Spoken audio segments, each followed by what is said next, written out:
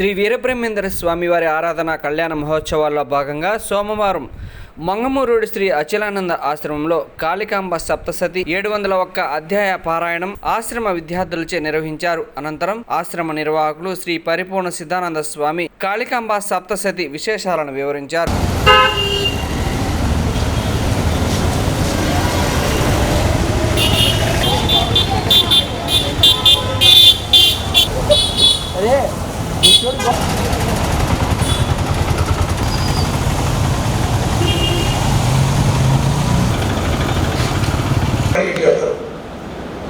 రోజు ఒక శిష్యుడు వచ్చి తీర్థం ఇచ్చి పెడతారు. ఆయన 99 మంది అయిపోయారు. వాడు మంది వాడు వస్తాడు. రాజుగారు ప్రభు వేడిని అడిగాడు, ఈశ్వరి మాతకు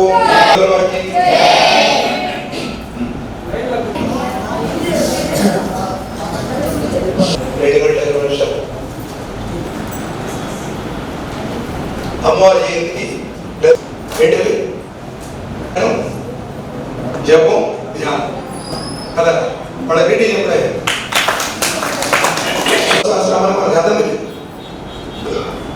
అర్థం తెలిస్తే ఉద్యద్భాను సహస్రాభ అన్నాడు. అంటే 1000 ఉద్యద్భాను అమ్మవారు వెలిగిపోతున్నది. ఈ నేత్రాలతో చూడగలమా? ఈ నేత్రాలతో ఎవరు చూస్తారు? అచలానంద చూస్తారు.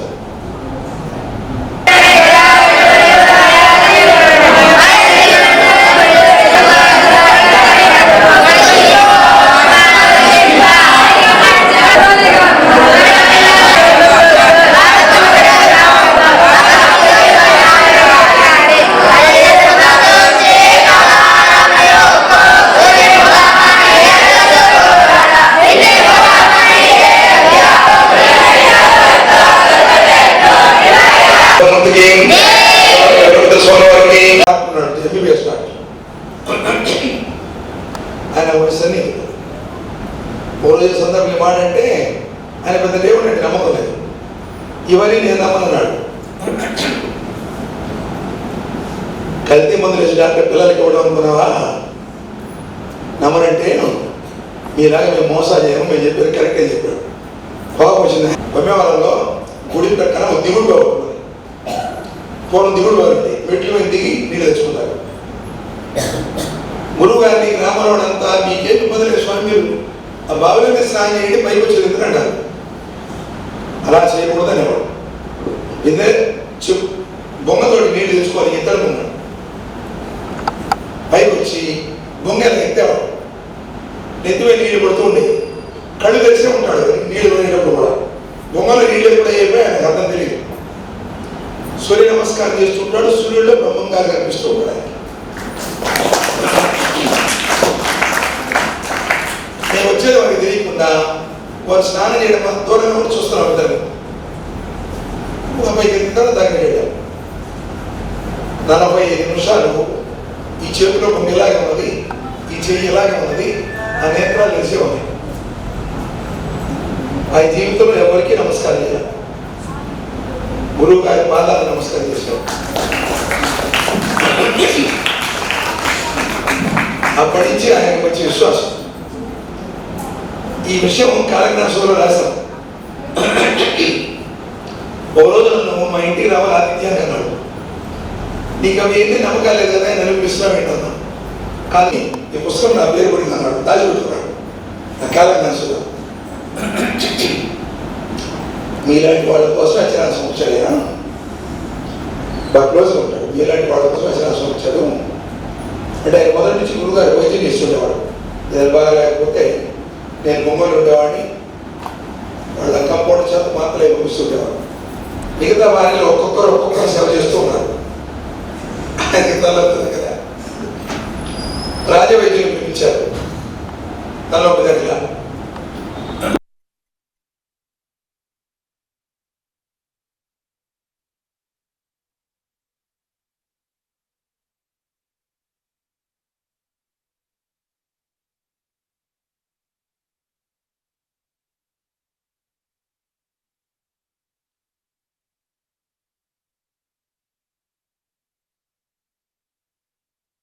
జట్టిలుగా ఉండాలని కాదు.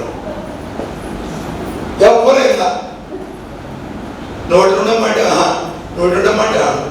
ఎవ్వరు వెళ్ళా. నాకు ఆశ్చర్యం వేసింది, వీళ్ళు యాక్షన్లు చేస్తున్నారు నా దగ్గర కొట్టడికి రెడీ చెప్పడైతే చెప్పినంత విన్నట్లుగా అంటున్నారు. సో వీళ్ళు ఎవ్వరు అభినయం చేస్తున్నారు తప్ప వాస్తవికత కాదనిపించింది. లోపల కొంచెం యాక్షన్ తీసుకోవాలనిపించింది. సరే పోయి ఈ పాట పాడని చెప్పాను. పాడేసిన తర్వాత వచ్చాను, క్లాస్ తీసుకున్నాను. అవునా, నీకు ఎవరికి నా మీద విశ్వాసం లేదు, గురువు అనే భావం లేదు, ఏది లేదు, ఉంటే మీరు ఎదురు చెప్తారన్న రెండే మాటలు. ఇప్పుడు మీరు ఎలా చెప్తే అట్లా గురువు గారు అన్నారు. 5 నిమిషాలు మారిపోయారు. 7-5 నిమిషాలు మార్చగలిగాడు. మిమ్మల్ని ఈ జన్మ మార్చలేదు. దీని పట్ల దీనికి రెడీ చెప్పరు. ఎందుకు తెలుసా? వారు కాసేపు మాట్లాడు. ఇప్పుడు మనం చదివే పద్యాల్లో అనేక పద్యాలు అద్భుతమైన సారాంశం ఉంది. మీలో నిజంగా వాళ్ళ కోపం వచ్చింది, వెళ్ళకొచ్చాయండి. మీరు నిజంగా ఆయన మీద భక్తి ఉంటే ఆ దుమ్ములో నీళ్లు పోసి కాలంతో వృత్తి ఆయన పొట్టేస్తే తగ్గుతుంది అని చెప్పాడు. నేనేస్తాను కాబట్టి ఆ ధూళి మీ కాలు కదా, మీ ప్రభువు తగలకూడదు. తగిలితే నాకు వస్తాను. ఇప్పుడు ఏంటన్నా అందరూ తలంచుకోవచ్చు. బృందావనం రాగా తెలిసింది విషయం. పరిగెత్తుకుంటూ వచ్చేసినాడు. వాయువేగం నాలుగు అడ్డుపడ్డాడు. లేవయ్య నువ్వు నా సభ దగ్గర కూడా అడ్డుపెట్ట ఉన్నాడు. చిన్న విషయం ఉందమ్మా, ఒకరు చెప్పదు ఈ విషయం చెప్పాడు. నేను వేస్తాను, వేస్తే నరకం వస్తాను. 1000 నరకాలకు పోతాను. మా ప్రభువు తగిలే సార్ నేను 1000 నరకాలకు పోతాను. రెడీ అంటే జగత్ వస్తుంది. మీకు ఆత్మీయత ఉన్నాయి, ఇందులో ఏ సందేహం లేదు. ఆ విషయంలో కాంట్రవర్సీ అందరికీ దాంపత్య జీవితంలో ఒకరి మీద ఒకరు మంచి అభిప్రాయం.